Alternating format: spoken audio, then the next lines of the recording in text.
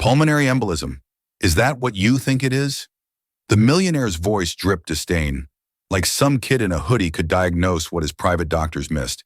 He wouldn't let this boy near his wife again. Catherine gasped, struggling for air, her eyes wild with terror. Elijah knew he had seconds. See, what they didn't know, these fancy first-class folks, was that Elijah wasn't guessing.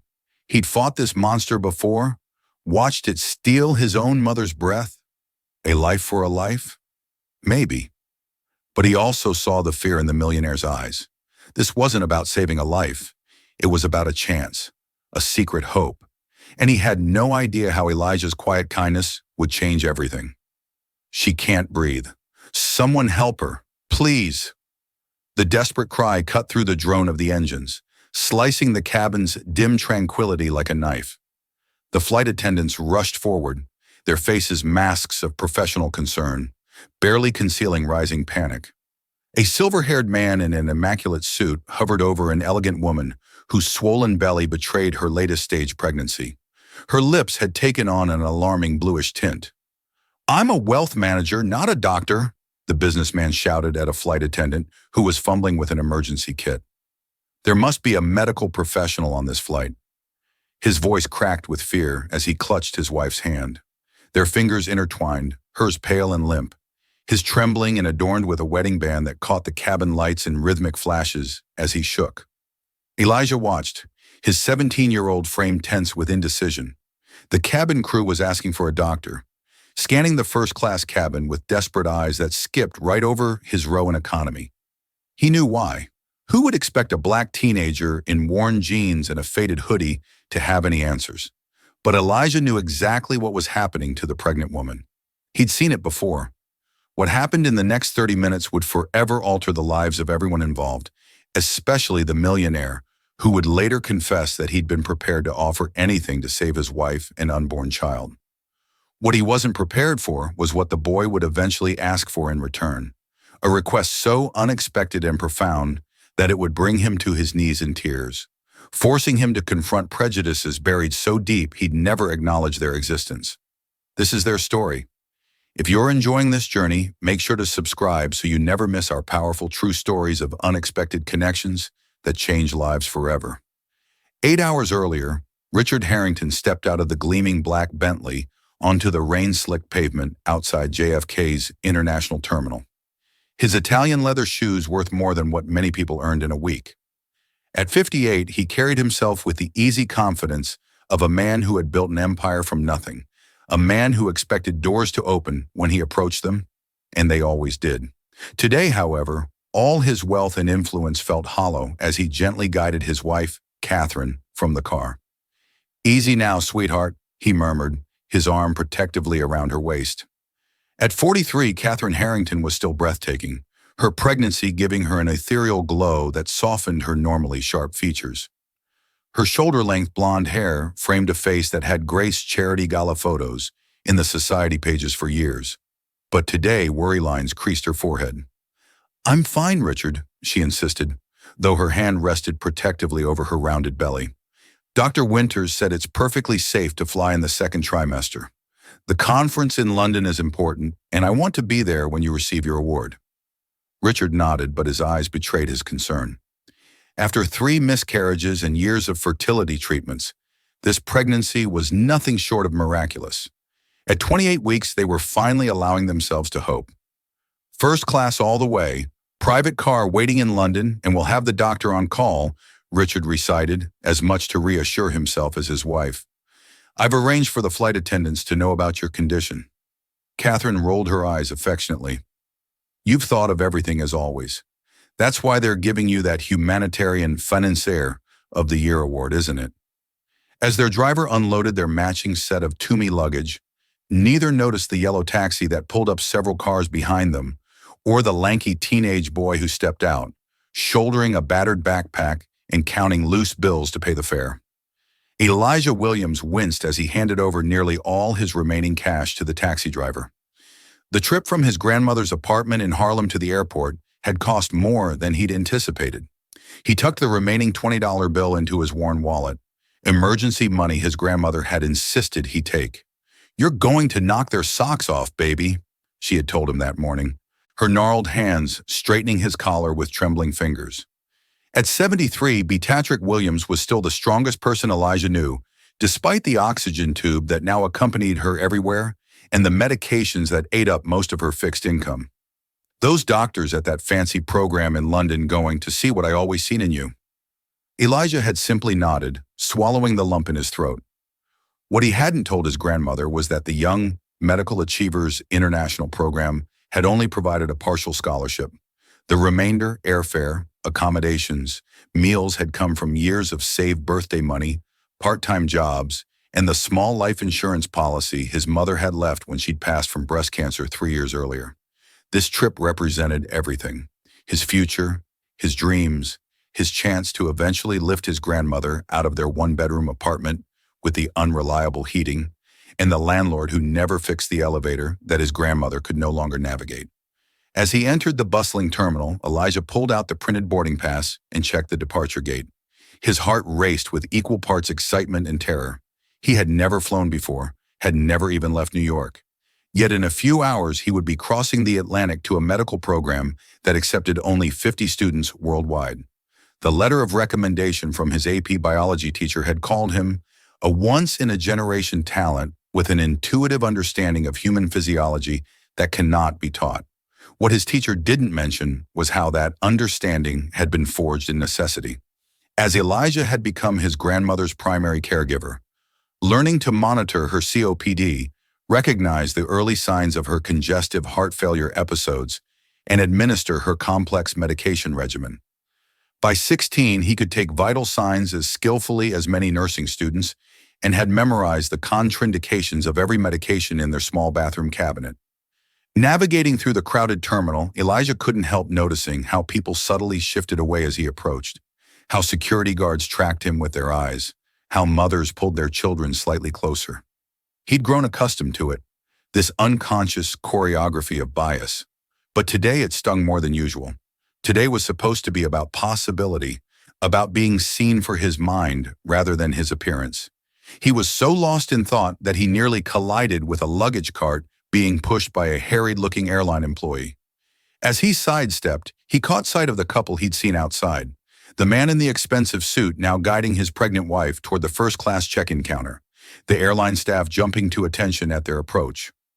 Elijah watched for a moment before turning toward the much longer economy line, unaware that their paths would cross again in the most dramatic of circumstances. As they settled into the premium lounge, Richard Harrington scrolled through emails on his phone while Catherine leafed through a pregnancy magazine.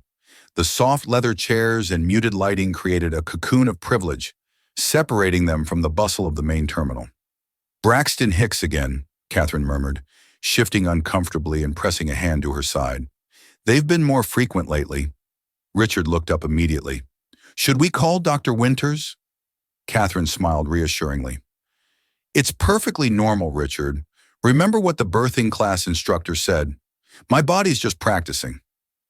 Nodding reluctantly, Richard returned to his emails, but his attention was divided. The Harrington Financial Group was finalizing their largest philanthropic initiative to date, a medical center in Rwanda that would serve thousands of underserved patients. It was this project that had earned him the humanitarian award, though Richard would never admit the private truth that the entire endeavor had begun as a tax strategy recommended by his financial advisors. What had started as a savvy business move had evolved into something more meaningful, especially after Catherine's involvement. She had thrown herself into the project with genuine passion, perhaps compensating for the emptiness of their childless home. Mr. Harrington, a lounge attendant, approached with deference. "We'll begin boarding your flight shortly. May I escort you and Mrs. Harrington to the gate?" As Richard nodded and helped Catherine to her feet across the terminal, Elijah was already queued in the long boarding line, reviewing medical terminology on flashcards he'd created himself. The worn edges testified to countless hours of study. "Pulmonary embolism," he whispered to himself. "Symptoms include sudden shortness of breath, chest pain, rapid heart rate." He flipped to the next card, unaware that this particular condition would become horrifyingly relevant in the hours to come. The boarding process emphasized the divide between their worlds.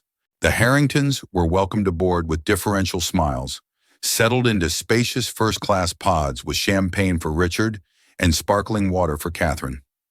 Elijah shuffled down the narrow aisle of economy, squeezing past other passengers to find his middle seat, sandwiched between a heavy-set businessman who immediately claimed both armrests and an elderly woman already nodding off against the window. As the plane taxied and then launched into the darkening sky, none of them could have predicted how their carefully separated worlds were about to collide, or how assumptions and prejudices would soon be laid bare at $35,000 a fee, where there was nowhere to hide and no one to call but each other. 4 hours into the transatlantic flight, with the sky outside having transitioned from dusk to complete darkness, most passengers had settled into the liminal space that long flights create, a suspension between departure and arrival, between one life and another. The cabin lights had been dimmed, the background hum of the engines a lullaby that had lulled many to sleep. Elijah remained awake, too keyed up about the interview that awaited him in London. He'd managed to negotiate a bathroom break past his now snoring seatmates and was standing in the rear of the plane, stretching his long legs and reviewing his notes one more time by the soft glow of the galley lights. "You should try to get some sleep, honey," advised an older flight attendant as she organized a beverage cart. Her name tag read Gloria, and the crow's feet around her eyes crinkled kindly. "Still got a long flight ahead." "Yes, ma'am," Elijah replied with the reflexive politeness his grandmother had instilled in him. "Just a little nervous. First time flying." "Well, you picked a doozy for your first time." "Transatlantic," Gloria chuckled. "Where you headed?" "London got some family waiting." "No family, ma'am. I'm interviewing for a medical program for high school students interested in becoming doctors."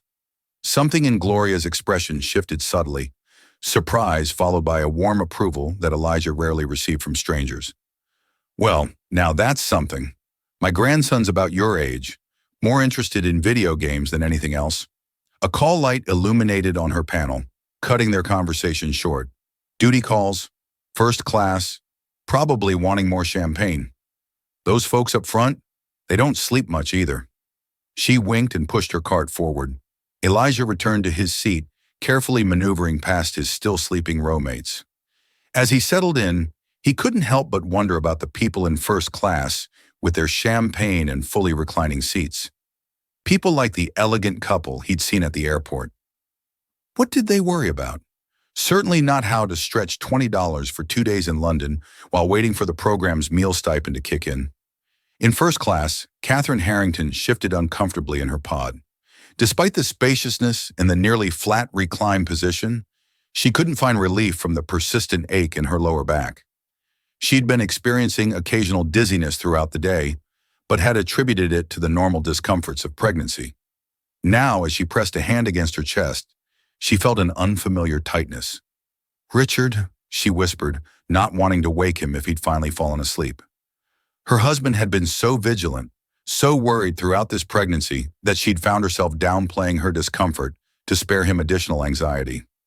Richard stirred immediately, years of light sleep from business concerns, making him instantly alert.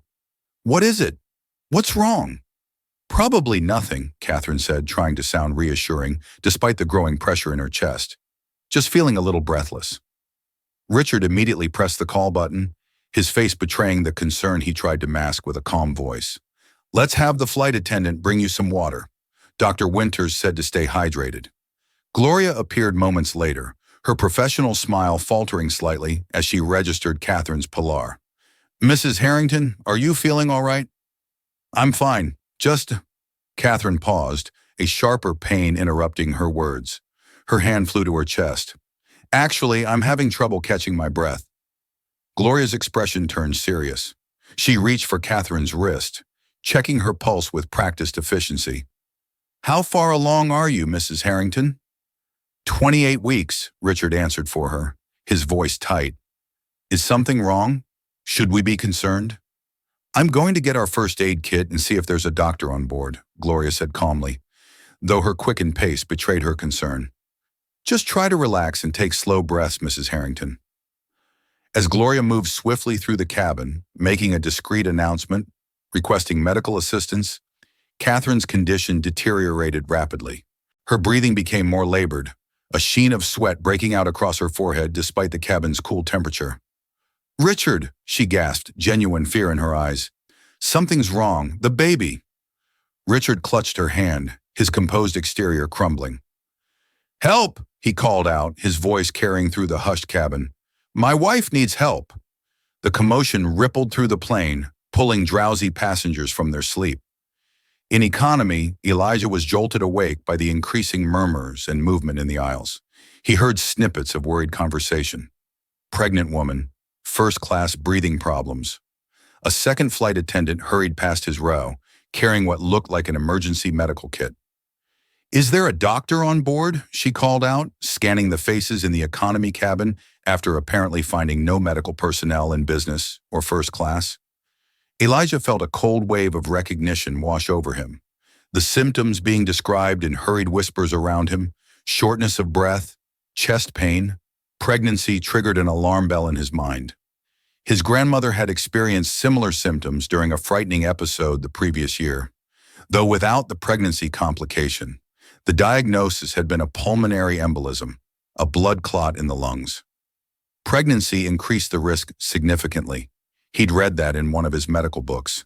He hesitated, doubt holding him back. Who would listen to a teenager?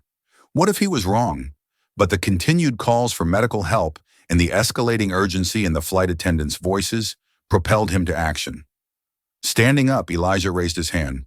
"I'm not a doctor," he said, his voice steadier than he felt, "but I might know what's happening." The flight attendant barely glanced his way. "We need a medical professional, young man. Please stay seated. It could be a pulmonary embolism." Elijah persisted louder this time. "Pregnancy increases the risk by 5 times. Does she have swelling in one leg? Is she gasping between words?" This time, the flight attendant paused, registering both his words and his youth with surprise. "How do you? My grandmother had one last year. I helped care for her. She has COPD and heart failure." The words tumbled out as Elijah moved into the aisle. "If it is a PE, she needs oxygen immediately and possibly blood thinners. Do you have aspirin in the medical kit?" For a moment, the flight attendant seemed torn between protocol and the confident authority in the young man's voice. Then a more urgent call from the front of the plane made the decision for her. "Come with me," she said brusquely. "But if you're wrong—" "I pray I am," Elijah said, following her toward first class, acutely aware of the curious and skeptical gazes following him. The scene that greeted him in first class was chaos contained within luxury. Catherine Harrington lay reclined in her pod, her complexion ashen, her breathing shallow and rapid. Richard hovered beside her, his face a mask of helpless terror. Gloria was attempting to place an oxygen mask over Catherine's face, but the woman was becoming increasingly agitated, gasping that she couldn't breathe even with it. Richard looked up as Elijah approached, confusion and desperation warring in his expression. "Who's this? Where's the doctor?" "There's no doctor on board, sir," the flight attendant explained. "This young man says he might know what's happening." Richard's eyes narrowed, taking in Elijah's youth, his casual clothes, his race, making calculations and judgments, as he'd been conditioned to do throughout his life in the upper echelons of finance. Under normal circumstances, he wouldn't have entrusted this boy with getting his coffee order right, let alone his wife's life. But these weren't normal circumstances. "What's wrong with my wife?" he demanded, his tone a complex mixture of authority and plea. Elijah swallowed, pushing down his awareness of the man's skepticism. "Sir, I think she might have a pulmonary embolism, a blood clot in her lungs. The symptoms match and pregnancy increases the risk, especially during air travel." "And you know this how exactly?" Richard's voice was taut with suspicion. "I take care of my grandmother. She has similar health issues. I've been studying medicine since I was 12. Elijah moved closer to Catherine, addressing her directly with gentle authority. "Ma'am, do you have pain or swelling in one leg?" "Maybe started before the flight." Catherine nodded weakly, gesturing to her left calf. Since yesterday, she managed between labored breaths. Thought it was normal pregnancy swelling. Elijah turned to Gloria. "We need to elevate her legs, give her oxygen, and if you have aspirin in the medical kit, she should take one." It's a blood thinner. Also, check if there's any injectable blood thinners like heparin. Some advanced kits have them. Gloria exchanged glances with her colleague, then nodded decisively. I'll check the kit. Emily, notify the captain we may need to divert. Richard watched in stunned silence as the teenager gently helped reposition his wife, explaining each move with a calm confidence that seemed incongruous with his youth. The clot probably formed in her leg, Elijah explained, gesturing to Catherine's swollen calf while maintaining eye contact with her, to keep her focused and calm. Sometimes they break loose and travel to the lungs. The aspirin will help prevent it from getting bigger while we get you to a hospital. How do you know all this? Richard asked again, but the accusatory edge had been replaced by something closer to wonder. Elijah finally looked up, meeting the older man's gaze directly.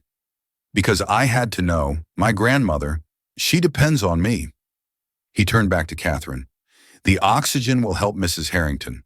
Try to take slow, deep breaths if you can. In that suspended moment, as the plane continued its journey across the dark Atlantic, and a wealthy businessman watched a black teenager he would have typically ignored potentially saving his wife's life, something shifted imperceptibly in the fabric of both their worlds. Neither could have articulated it yet, but in the artificial bubble of the aircraft cabin, the carefully constructed barriers of class, race, and assumption had begun to crack. The captain's voice came over the intercom, announcing they would be making an emergency landing in Iceland, the nearest location with adequate medical facilities. As the plane changed course, banking slightly northward, Catherine's breathing eased somewhat with the oxygen and aspirin, but her condition remained precarious. The baby, however, was showing signs of distress, its heartbeat racing as detected by a portable fetal monitor in the emergency kit. Throughout the tense hour that followed, Elijah remained by Catherine's side, monitoring her vital signs with the limited equipment available and providing clear, constant updates to both Richard and the flight crew. His presence seemed to steady Catherine, whose panic had initially worsened her condition. My grandmother always says panic uses oxygen we can't spare, he told her with a gentle smile.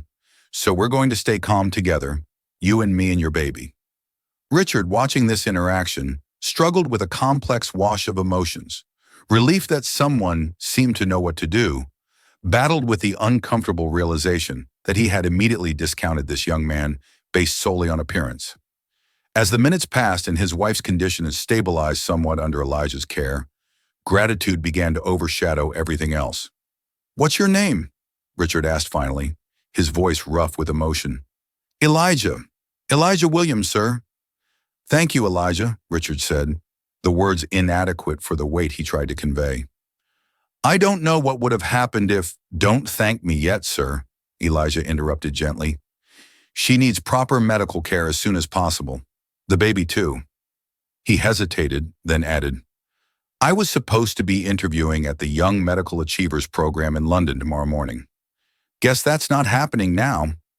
Something flickered across Richard's face. Recognition, perhaps, of the sacrifices being made in this moment that extended beyond his own family crisis. But before he could respond, the plane began its descent toward Reykjavik, and all attention returned to preparing Catherine for the emergency landing and the medical team that would be waiting. As the wheels touched down on Icelandic soil, none of them could have predicted how the next 24 hours would unfold, or how a request made in a hospital waiting room would change the trajectory of all their lives. The fluorescent lights of Landsbadatali University Hospital cast a harsh glow over the waiting room, erasing the distinctions of class and privilege that had separated Richard Harrington from Elijah Williams just hours before. Both sat on identical, uncomfortable plastic chairs, an untouched cup of vending machine coffee cooling between Richard's manicured hands. Catherine had been rushed into emergency care immediately upon arrival. A team of doctors confirming Elijah's diagnosis of pulmonary embolism complicated by pregnancy. The medical staff had been impressed by the quick intervention on the plane, the lead doctor telling Richard that the aspirin and oxygen had likely prevented a much worse outcome. The next 24 hours will be critical, the doctor had explained in accented but fluent English. We have her on proper anticoagulants now, and we're monitoring the baby closely. She's stable, but not out of danger. Now in the sterile limbo of the waiting room, Richard found himself studying the young man who sat several chairs away, fatigue evident in the slump of his shoulders. In the harsh hospital lighting, Elijah looked even younger than he had on the plane. Barely more than a child, really. The sparse beginnings of facial hair and the adult confidence of his medical knowledge at odds with the youth in his face. "You should get some rest," Richard said, eventually breaking the silence. "There's nothing more to be done tonight." Elijah looked up, shadows under his eyes. "I'm okay, sir. I'd like to know she's going to be all right." Richard nodded, a lump forming unexpectedly in his throat. This boy had no obligation to Catherine, no connection to either of them. Yet here he sat at 2 a.m. in a foreign country, having missed the opportunity he'd traveled so far to pursue. "Tell me about this program," Richard said. "The one in London." Elijah straightened slightly, a spark returning to his tired eyes. "Young medical achievers, it's an international program for high school students planning medical careers. Only 50 students worldwide get accepted each year." His voice took on a quiet pride. "The interviews are tomorrow. I mean, today now. The program offers full scholarships to college for the top 10 participants. And you're missing it because of us," Richard stated flatly. Elijah shrugged, but the disappointment was evident beneath his attempt at nonchalance. "Some things matter more. My grandmother would say the same." Richard fell silent again, turning the paper coffee cup in his hands. The mention of Elijah's grandmother triggered memories of the boy's earlier comments on the plane. "I take care of my grandmother. She depends on me." It painted a picture so at odds with Richard's initial assumptions about the teenager. "You mentioned caring for your grandmother," Richard prompted after a moment, genuinely curious now. "She has health problems, COPD, congestive heart failure, and arthritis that's getting worse," Elijah replied matter-of-factly, rather than seeking sympathy. "Been taking care of her since my mom passed 3 years ago. Just the two of us now." Richard absorbed this information, mentally reconstructing his understanding of the young man before him. Not a boy, really, despite his youth. Someone who had shouldered adult responsibilities far earlier than most, and the medical knowledge that's from caring for her. Elijah nodded. "Had to learn fast. Our neighborhood doesn't have the best access to healthcare. When Mom got sick, breast cancer, I started reading everything I could find after she died. Kept going. Grandma says, I got a gift for it." A faint smile. "She works too hard to make sure I can keep studying, takes in sewing, even with her arthritis. That's why this program mattered so much. Would have meant a full ride to medical school eventually." The matter-of-fact recitation of hardship delivered without self-pity struck Richard more forcefully than any emotional appeal could have. Here was a young man who had faced more adversity in 17 years than Richard had in his entire privileged life. Yet he sat in this sterile waiting room, concerned about a stranger's wife rather than his own derailed opportunity. "I've been unfair to you," Richard admitted abruptly, the words surprising even himself. "On the plane, I saw—" He stopped, uncomfortable with naming his own prejudice. "I know what you saw, sir," Elijah said quietly without accusation. "I'm used to it." The simple statement hung in the air between them, an indictment more powerful for its resignation. Before Richard could respond, a doctor appeared at the waiting room entrance. "Mr. Harrington, your wife is asking for you," and the doctor consulted his clipboard. "She's also asking for Elijah," said he was a young man who helped her on the plane. Both rose immediately, following the doctor through the labyrinthine corridors.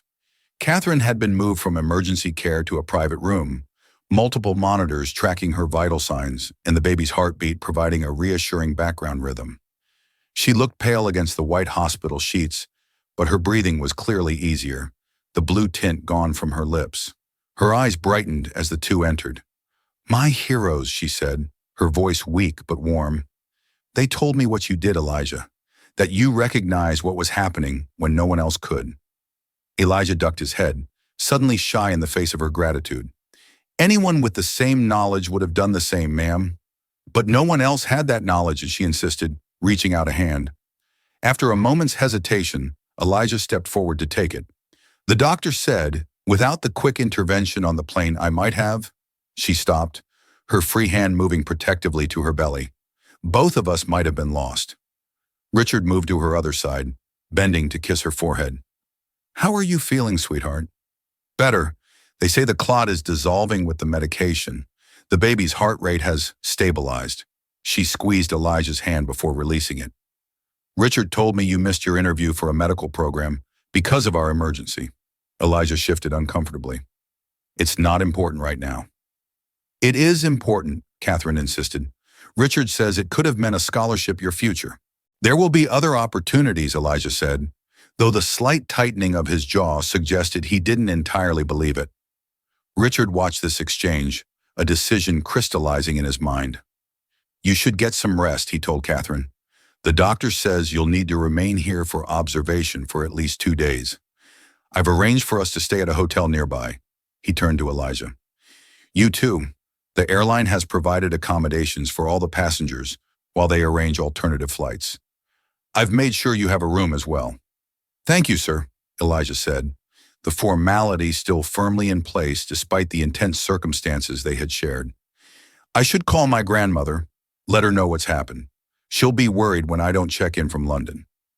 As Elijah stepped out to make his call, Richard lingered by Catherine's bedside, an unfamiliar turmoil of thoughts churning within him. In the span of a few hours, his carefully ordered world view had been disrupted by this chance encounter with a young man who defied every unconscious assumption he'd made. "He's remarkable," Catherine murmured, reading his expression. "So young, but so capable. And to think if he hadn't been on that flight," she didn't complete the thought. Richard nodded, squeezing her hand. "Get some sleep. I'll be right here." As Catherine drifted off, Richard found himself contemplating privilege, opportunity, and debt. Not financial debt, which he understood intimately as the foundation of his business empire, but moral debt, the kind that couldn't be repaid with a simple thank you or even a generous check. Outside in the hallway, Elijah leaned against the wall, his phone pressed to his ear as he tried to reassure his grandmother. The program administrators in London had been sympathetic but clear. Without attending the in-person interview, his application was effectively withdrawn. There would be other years, they said, though the age limit of 18 meant this had been his only chance. He didn't share this detail with his grandmother, focusing instead on the positive news that he'd been able to help someone in need. "You did right, baby," Beatrice Williams said, her voice crackling with both pride and the effects of her respiratory condition. "Always told you that knowledge you got is a gift meant for sharing." "I know, Grandma," Elijah replied, swallowing hard against the disappointment he wouldn't burden her with. "I'll be home soon." As he ended the call, Elijah looked up to find Richard Harrington watching him from the doorway of Catherine's room, an unreadable expression on his face. For a moment, the two regarded each other in silence. The millionaire and the teenager, connected by circumstance and separated by nearly everything else. Neither could have predicted the conversation that would unfold between them the following day, or the request that would bring unexpected tears to Richard Harrington's eyes, forcing him to confront biases he had never acknowledged, and opening a door to redemption he hadn't known he needed. Morning in Reykjavik brought a watery sunlight that did little to warm the pristine cold air. Richard had spent most of the night in an uncomfortable chair beside Catherine's hospital bed, dozing fitfully between nurses' checks and his own anxious monitoring of the machines tracking his wife and unborn child's vital signs. Catherine's condition had stabilized significantly overnight. The anticoagulant medication was dissolving the clot in her lungs, and while she would need continued treatment throughout her pregnancy, the doctors were cautiously optimistic about her prognosis. The baby, remarkably, showed no signs of distress now. "You look terrible," Catherine told Richard as she picked at the unfamiliar Icelandic breakfast that had been delivered to her room. "Go back to the hotel, shower, eat something that isn't from a vending machine." Richard ran a hand over his stubbled jaw. "I don't want to leave you. I'm fine." "We're fine," she said, patting her belly. "But you need rest if you're going to be any use to us." Her expression softened. "And Richard, find Elijah before he leaves. I want to do something for him, something meaningful. He saved our lives."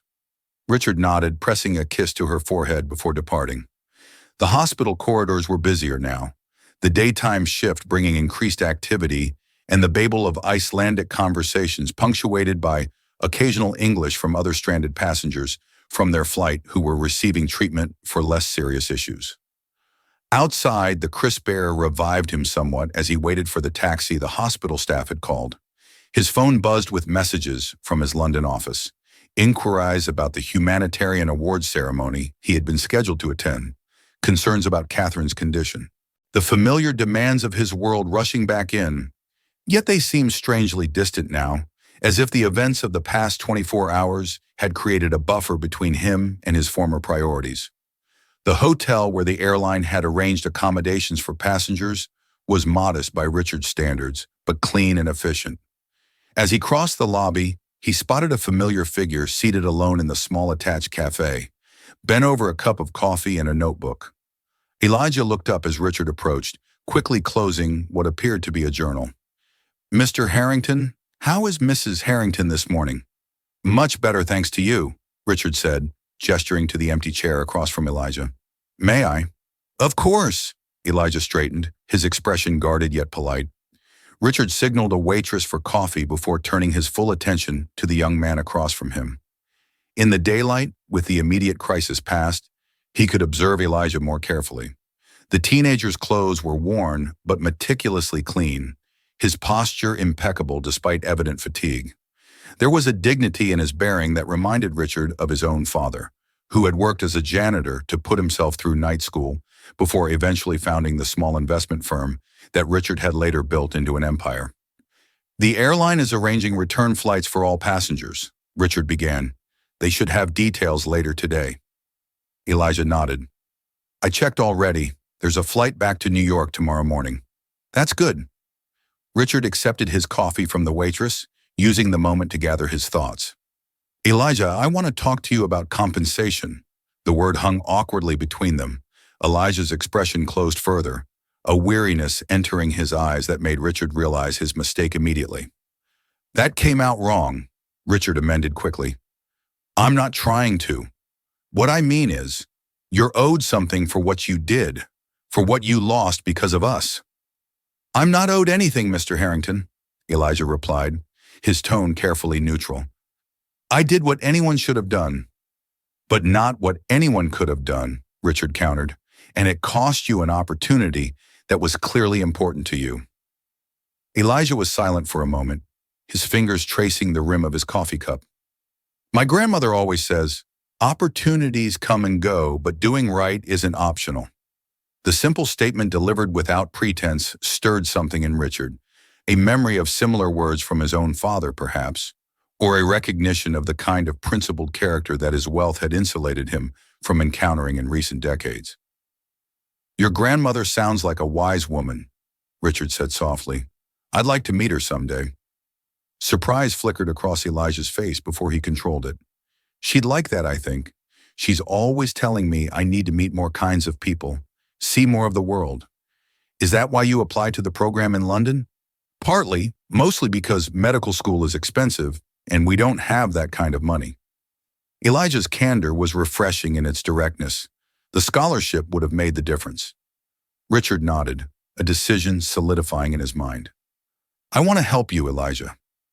Not as payment, but as recognition of who you are, what you're capable of, the kind of doctor you could become." For the first time, Elijah's careful composure showed a crack, a flicker of hope quickly suppressed. "That's very generous, Mr. Harrington." "But let me finish," Richard said, leaning forward. "I have connections at several medical schools, financial resources that could ensure you get the education you deserve. Consider it an investment in a future physician. That's what I do, you know. Invest in promising futures." He watched as Elijah absorbed this offer, conflicting emotions playing across the young man's face. Pride weared visibly with practicality, dignity with need. "Take some time to think about it," Richard added. "Talk to your grandmother." "This isn't charity, Elijah. It's recognition of merit, something you've earned through years of dedication and natural ability." He pulled out a business card, sliding it across the table. "My private number is on the back. Whatever you decide, I want to hear from you." Elijah took the card carefully, studying it before slipping it into his pocket. "Thank you, Mr. Harrington. I will think about it." He hesitated, then added, But there's something else I wanted to ask you about. Not for me, but for my grandmother. Richard's eyebrows rose slightly. What about her? She needs better medical care than she's getting. Our insurance barely covers the basics, and the specialists she needs keep referring her around because they don't take Medicaid patients. Elijah's voice remained level, but his hands betrayed his emotion, clasping tightly on the table. If you really want to help, that would mean more to me than any scholarship. The request caught Richard off guard. He had expected what? A request for cash, perhaps? Connections to the medical program he'd missed. Instead, here was this remarkable young man asking not for himself, but for the grandmother who had raised him. Of course, Richard said immediately. I can arrange for the best care available, specialists, treatments, whatever she needs. Elijah shook his head slowly. It's not just about money or connections, Mr. Harrington. It's about how the system works or doesn't work for people like my grandmother. She's not the only one in our neighborhood struggling to get basic care. There's a community clinic that tries, but they're understaffed, underfunded. Richard listened as Elijah spoke with quiet passion about the healthcare disparities in his Harlem neighborhood, the elderly residents who couldn't navigate the complex insurance systems, the families choosing between medication and food. The young man's perspective was both intimate, shaped by personal experience, and surprisingly sophisticated in its understanding of systemic issues. As Elijah spoke, Richard felt something shift inside him. The humanitarian award waiting in London suddenly seemed hollow, a recognition of tax-deductible donations rather than meaningful change. Here was a young man who understood the true meaning of service in a way Richard's wealth had insulated him from ever needing to learn. What would make a real difference? Richard asked when Elijah finally paused. Not just for your grandmother, but for your community. Elijah's eyes widened slightly, clearly surprised by the scope of the question. Honestly, a properly funded community health center with specialists who actually live in or care about the neighborhood.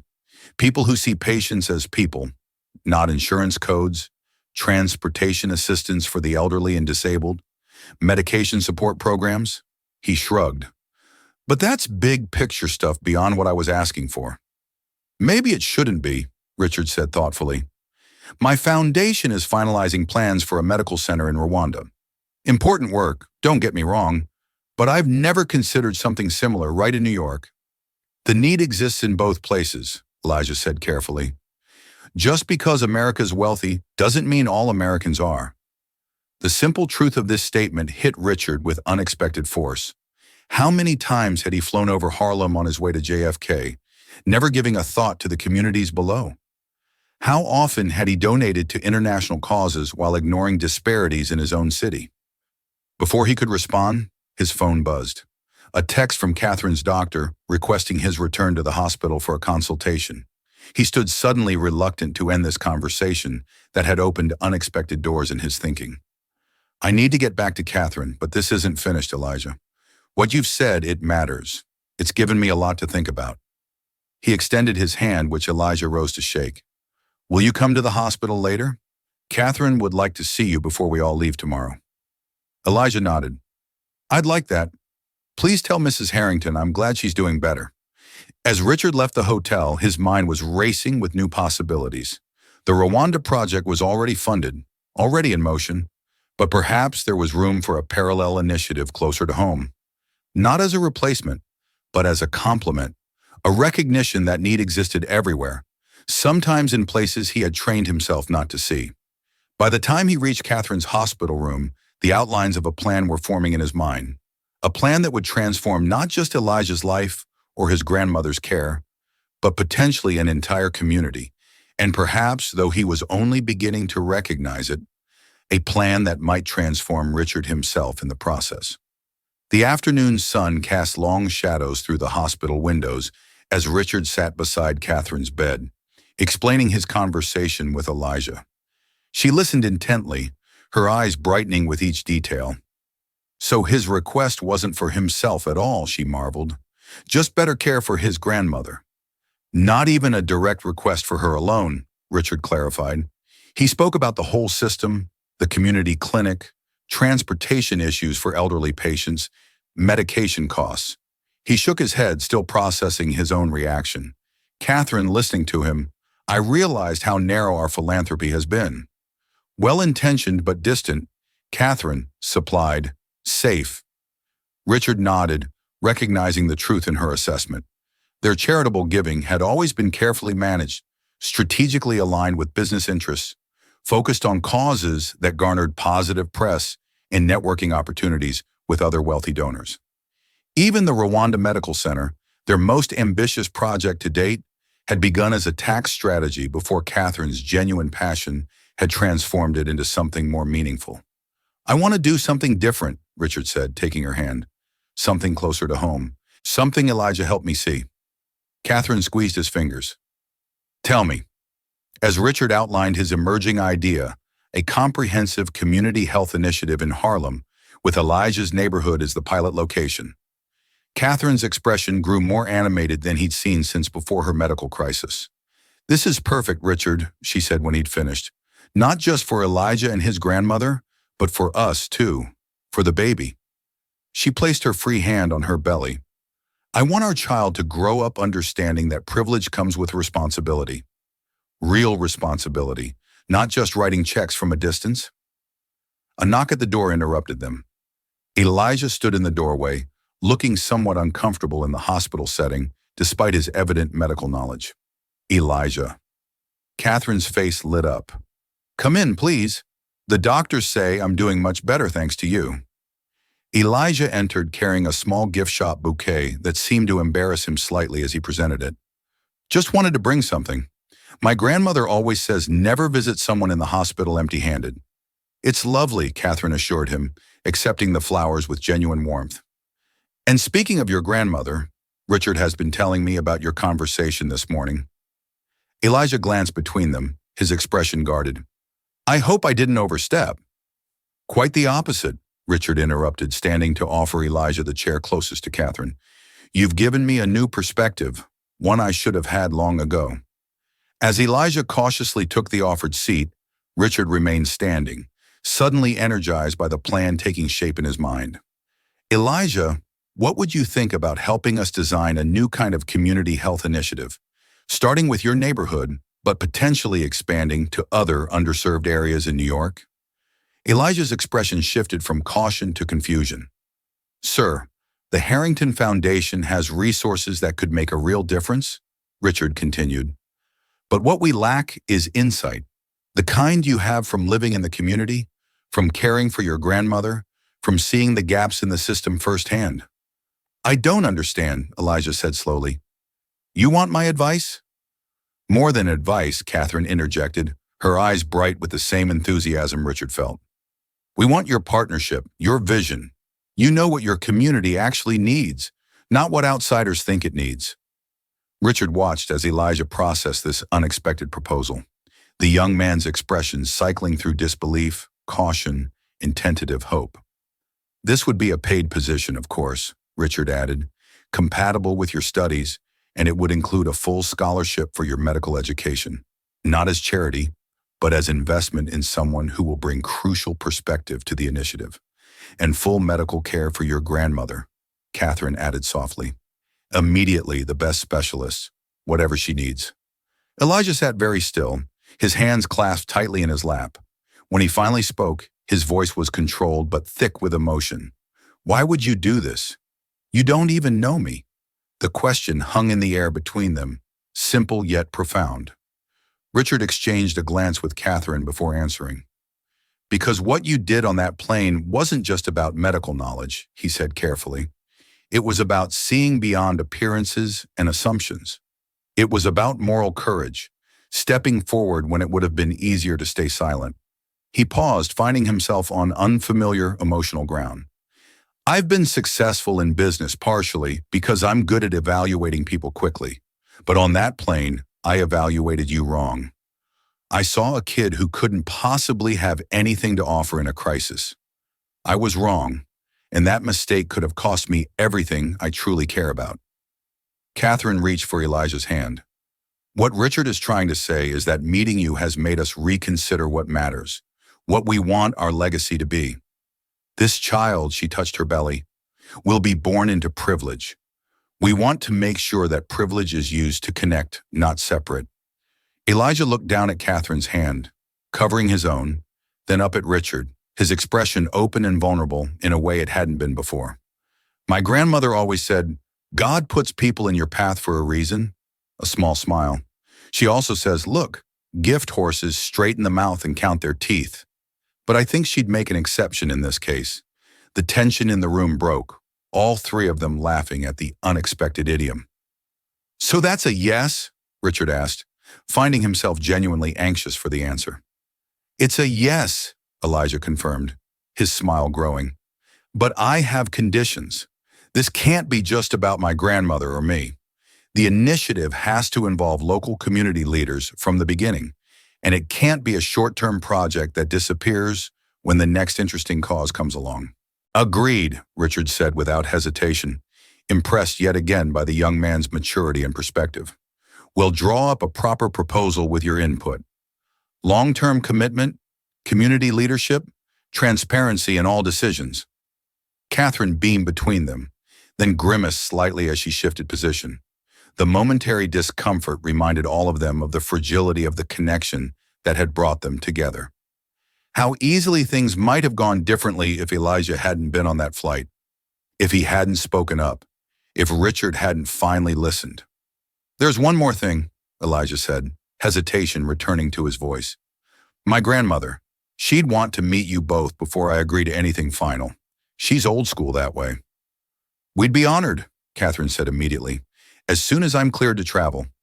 Richard nodded agreement, though he found himself unexpectedly nervous at the prospect of meeting the woman who had raised such a remarkable young man.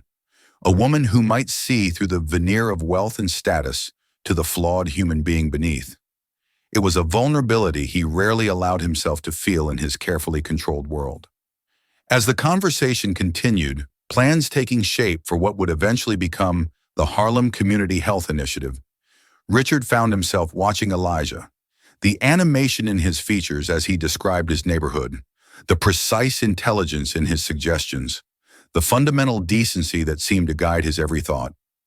In that hospital room in Reykjavik, with ice crystals forming patterns on the windows and the late afternoon sun casting long shadows across the floor, something profound was shifting.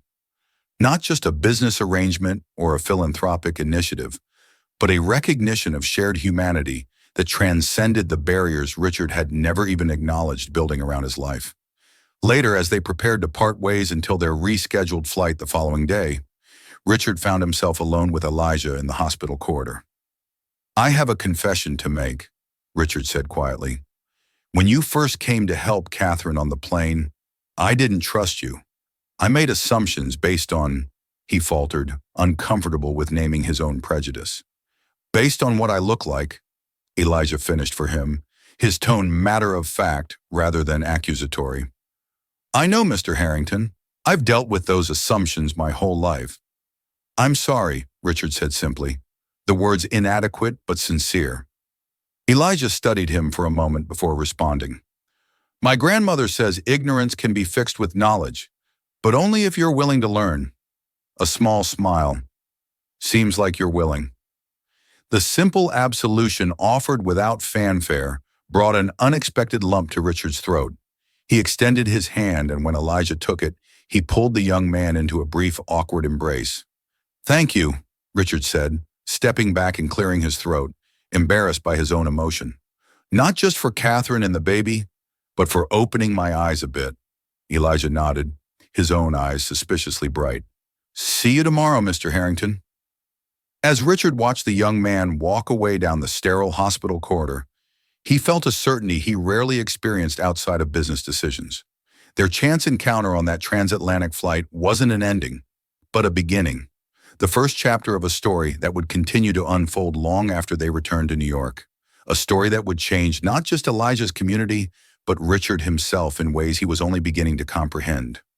If you've been moved by this story of unexpected connection across social divides, please consider subscribing to our channel and commenting below. We'd love to hear where you're watching from and what resonated most with you. 2 weeks later, Richard Harrington's sleek black Bentley rolled slowly through the streets of Harlem, drawing curious glances from residents unaccustomed to seeing such luxury in their neighborhood. In the back seat, Catherine sat beside Richard, her pregnancy now showing prominently as she entered her third trimester.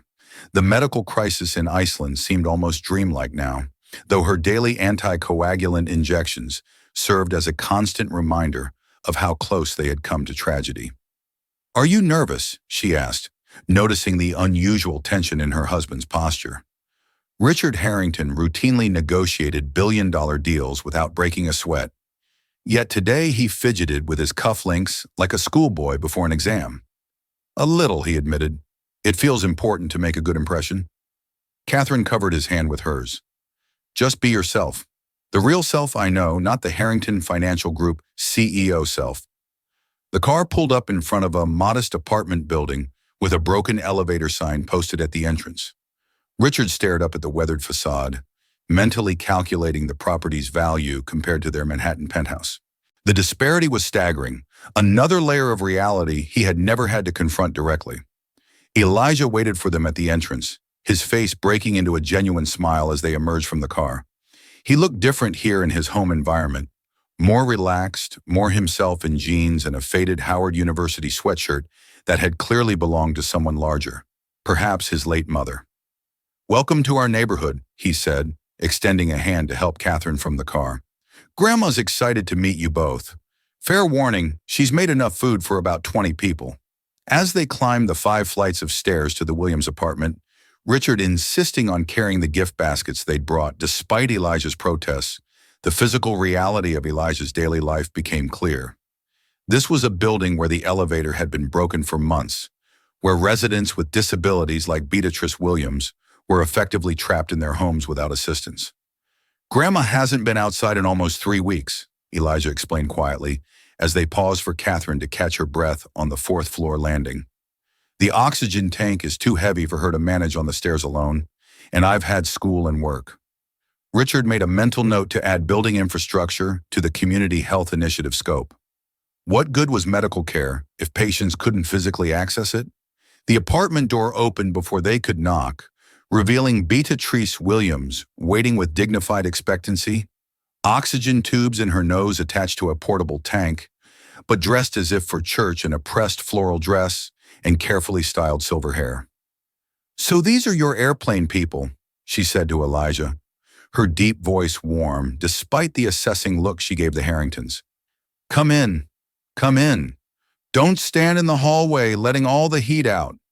The apartment was small but immaculately kept with furniture from an earlier era polished to a shine.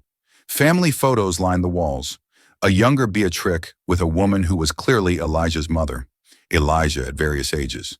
School portraits showing his progression from a gap to child to the serious young man he was becoming. The rich aroma of home cooking filled the space, a welcome mingling of cornbread, greens, and something sweet bubbling on the stove. "Mrs. Williams, thank you for inviting us into your home," Richard said formally, finding himself unexpectedly intimidated by this elderly woman's penetrating gaze. "We brought a few things." He gestured awkwardly to the gift baskets. "Set those down and come sit," Beatrice instructed, waving toward the sofa. "We'll get to gifts later. First, I want to look at the people my grandson saved." Her direct approach was softened by the pride evident in her glance toward Elijah, who was helping Catherine to the most comfortable chair. As they settled in the small living room, Beatrix studied Catherine with particular attention.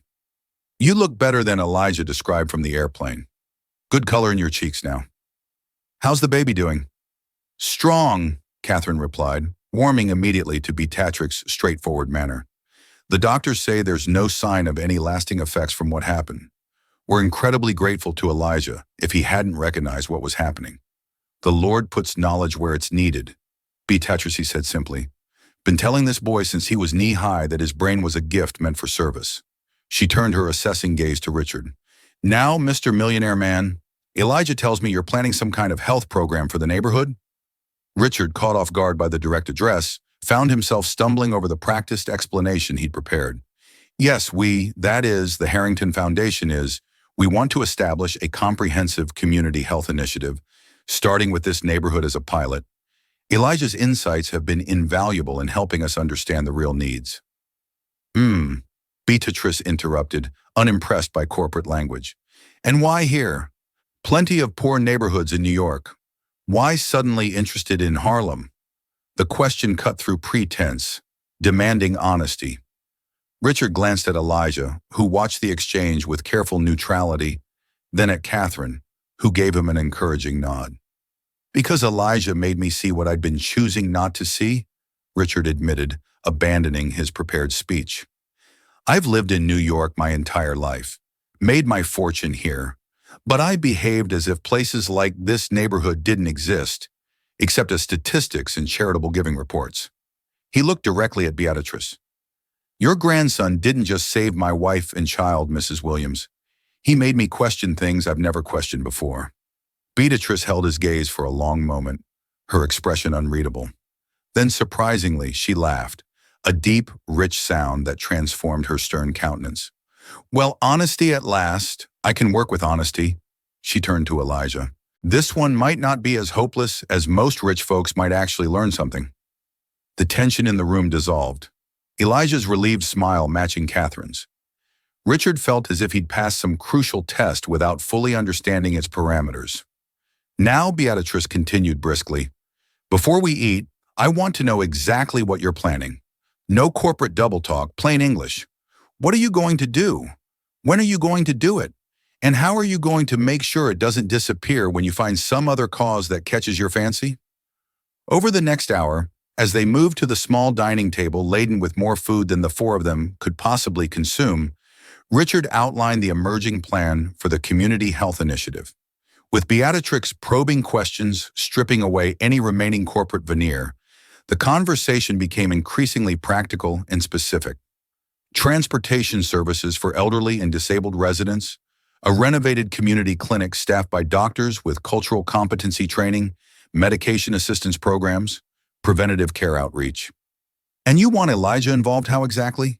Beatrice asked, serving Catherine a second helping of sweet potato pie despite her protests that she couldn't eat another bite. In any way he's willing to be, Richard answered honestly. His perspective is invaluable. We've offered him a formal paid advisory role that would work around his school schedule, leading to a full medical school scholarship. Beatrice nodded slowly. And the catch? There's always a catch. No catch, Mrs. Williams? Catherine interjected gently. What Elijah did for us, there's no price tag we could put on that. This isn't payment. It's recognition of his exceptional abilities and character. Abilities that might never have gotten the support they deserve in a system that she hesitated, then continued with quiet conviction in a system that too often overlooks young men who look like your grandson. Beatrice studied Catherine for a long moment before turning to Elijah. What do you think, baby? These are airplane people. You trust them? Elijah, who had been relatively quiet during the detailed discussions, considered the question seriously. I do, Grandma. I think they mean what they say. A small smile. And if they don't, I know you'll set them straight. This prompted another rich laugh from Beatrice. That's the truth, she turned back to the Harringtons, her expression becoming serious again. My grandson is special, not just smart, though Lord knows that brain of his has been working overtime since he was a baby, but good. The kind of good that's rare in this world. Whatever you're planning, it better be worthy of him. We know, Richard said simply. That's why we want his input from the ground up. This isn't about rich people swooping in with solutions. It's about supporting what the community actually needs. Beatrice nodded, seemingly satisfied. Well, then let's talk about this fancy doctor you're bringing in to look at my lungs next week. Elijah tells me he's some kind of specialist from your world.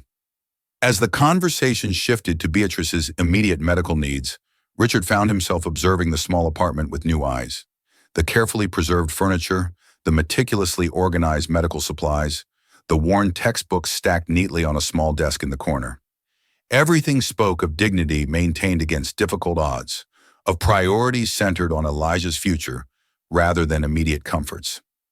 Later, as Elijah gave them a brief tour of the neighborhood, pointing out the understaffed community clinic with its perpetual waiting room overflow, the pharmacy that rarely stocks specialized medications, the single grocery store with its limited and overpriced produce, Richard's understanding deepened further.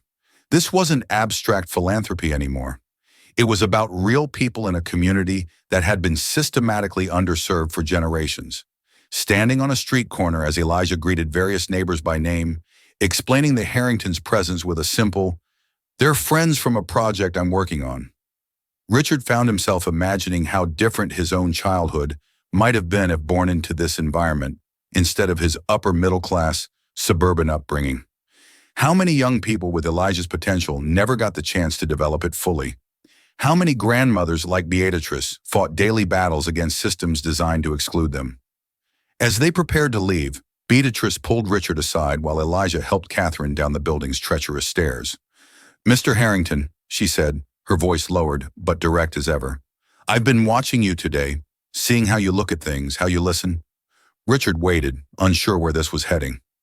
"My grandson saved your wife because he knows things most boys his age don't," Beatrice continued. "He knows them because life made sure he had to learn them. There's been no room for innocence in his growing up." She fixed Richard with a penetrating stare. "When he helps you with this project, you make sure you're learning from him. Really learning, not just using his ideas to make yourself feel better about your privilege." The bluntness of her assessment was jarring, but Richard found himself nodding in genuine agreement. "I will, Mrs. Williams, I promise." "Good." She patted his arm, her stern expression softening slightly. "Now go take care of that wife and baby of yours, and tell Catherine I'll be expecting her back for more pie once the little one arrives." As the Bentley pulled away from the curb, Elijah standing with his grandmother on the building steps to wave goodbye, Richard reached for Catherine's hand. "What are you thinking?" she asked, noting his unusually reflective expression. "I'm thinking about how easily we might never have met them," Richard said quietly. "If you hadn't had that clot, if Elijah hadn't been on that flight, if I hadn't finally listened to him, our worlds would have continued in parallel, never intersecting." Catherine nodded, understanding the deeper implication.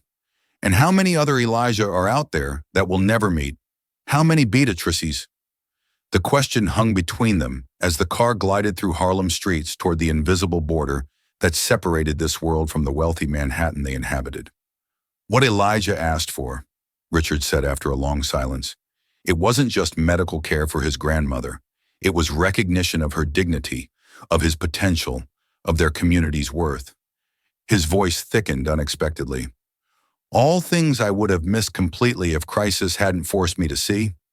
Catherine squeezed his hand. "Then we make sure the initiative reflects that understanding.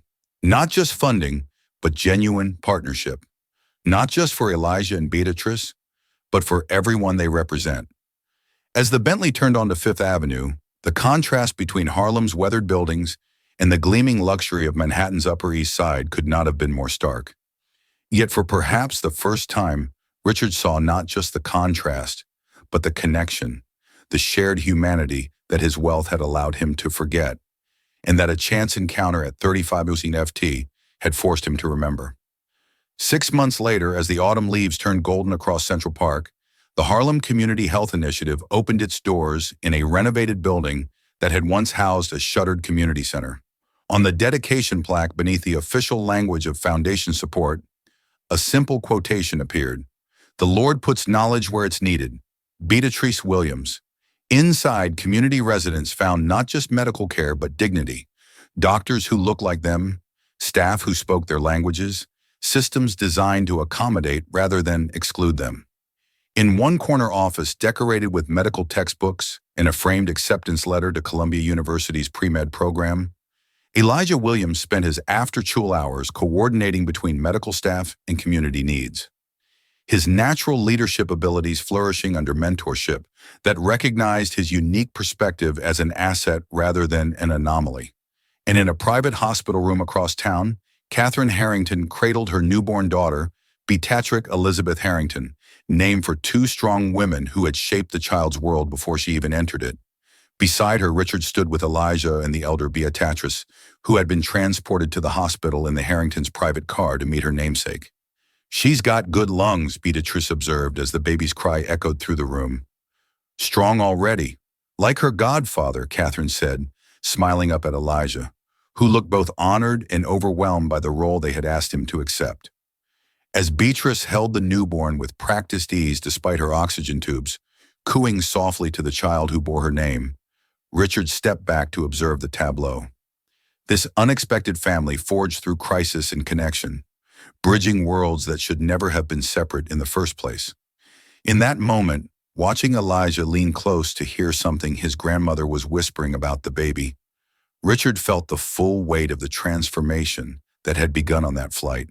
The boy who had saved his wife and child had also offered Richard something equally precious, a chance at redemption, at becoming the man he had always claimed to be, but never truly been until now. What Elijah had asked for in return for his heroism wasn't anything Richard had expected. Not money, not connections, not personal advantage, but recognition of a shared humanity that wealth and privilege had blinded him to for too long.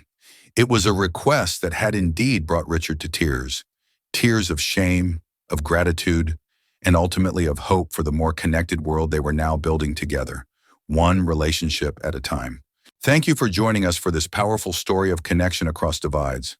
If you've been moved by what you've heard today, please subscribe to our channel and share your thoughts in the comments below.